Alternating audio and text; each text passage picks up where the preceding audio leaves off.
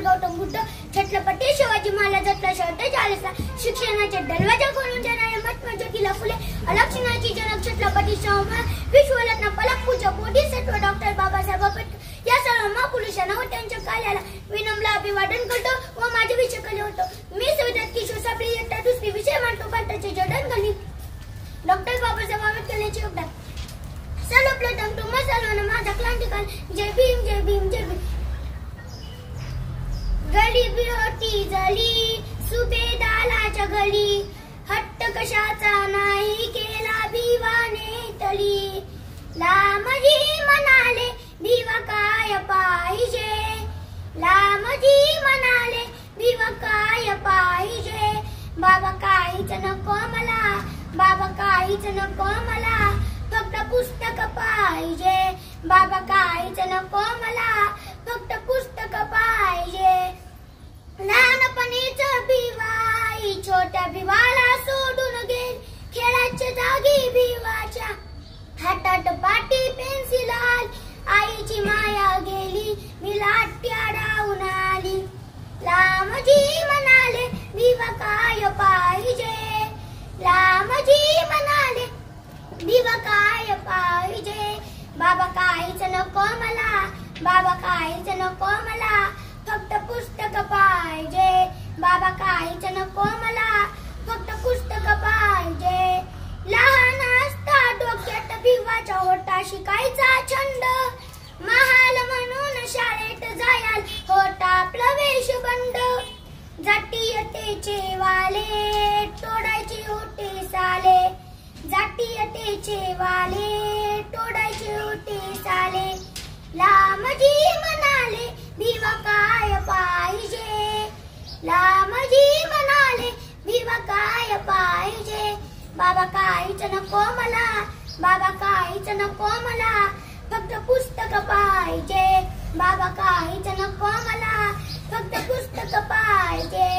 भीमाला पाहून लामजीच्या मनात तेव्हाच आलं, काहीतरी ओ बाळ माझ्या कलील देशाचं भलं, तू ज्ञानाचा सागल पिसले होशील आमल, लामजी म्हणाले भिवा काय पाहिजे, लामजी म्हणाले भिवा काय पाहिजे, बाबा काहीच नको मला, बाबा काहीच नको मला, फक्त पुस्तक पाहिजे, बाबा काहीच नको मला, फक्त पुस्तक पाहिजे.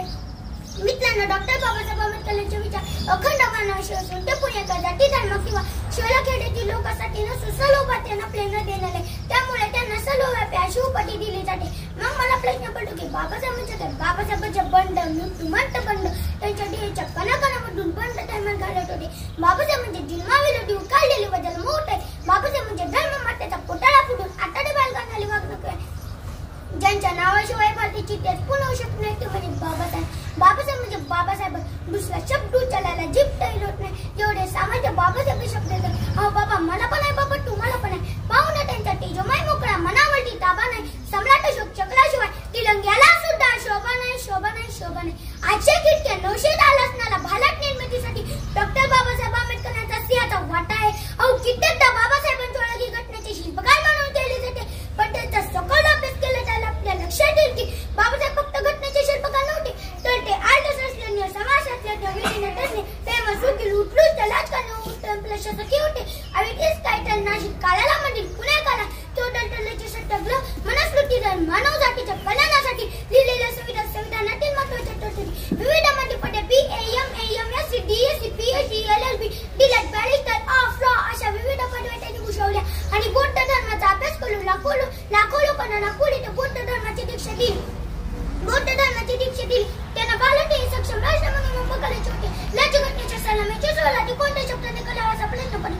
त्यावेळी त्यांनी मांडलेली भूमिका राष्ट्रवाद, लोकशाही अधोरेखित करणाऱ्या राज्यघटनेच्या सलामीची सुरुवाती कोणी अल्लाच्या नावाने, कोणी येशूच्या नावाने, कोणी रामाच्या, कोणी सस्तम शब्दाने म्हणाले. पण बाबासाहेब म्हणाले आपण लोकशाही राष्ट्र करीत, येथे सर्व जाती धर्माचे लोक एकत्र राहतात. राज्यघटनेच्या सलामीच्या सुरुवाती आम्ही भारताचे लोक या शब्दाने केली. त्यांना भारतीय सक्षम राष्ट्र म्हणून बघा.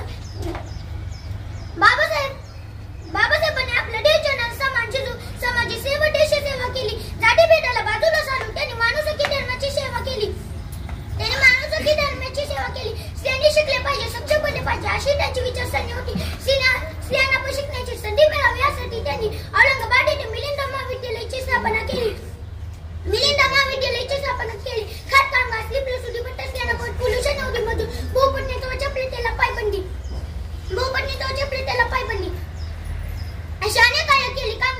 कामगार नोकरी करणाऱ्या स्त्रीला प्रसूतीला जन्म देणे जगातील पहिली व्यक्ती म्हणजे डॉक्टर बाबासाहेब आंबेडकर होय. स्त्री वर्गाचे शेतकरी मजूर दलितांच्या सुखासाठी प्लॅट कोणाला लावले. संविधान निर्मितीचे कार्य सुरू झाले त्यावेळी 11 अधिवेशन झाले. राज्य घटना समिती स्थापन झाली. बाबासाहेब निवडणूक उभे राहिले आणि ते पडले. त्यानंतर पंडित जवाहरलाल नेहरू, वल्लभभाई पटेल आणि गांधीजी यांच्यात बैठक जमली. जो माणूस आपल्याला संविधान बनवण्यासाठी पाहिजे होता तो निवडून आलाही नाही. तेव्हा गांधीजी म्हणाले, काही काल आपण त्या माणसाला आणा, कारण डॉक्टर बाबासाहेब आंबेडकर यांनी एवढा हुशार आणि बुद्धिमान माणूस या जगात कोणीही नाही. हिमालयाची उंची मोजण्यात आली, आटम सागराची खोली मोजता आली, सूर्यकिरणाची उष्णतेची प्रकटता आजमावण्यात आली.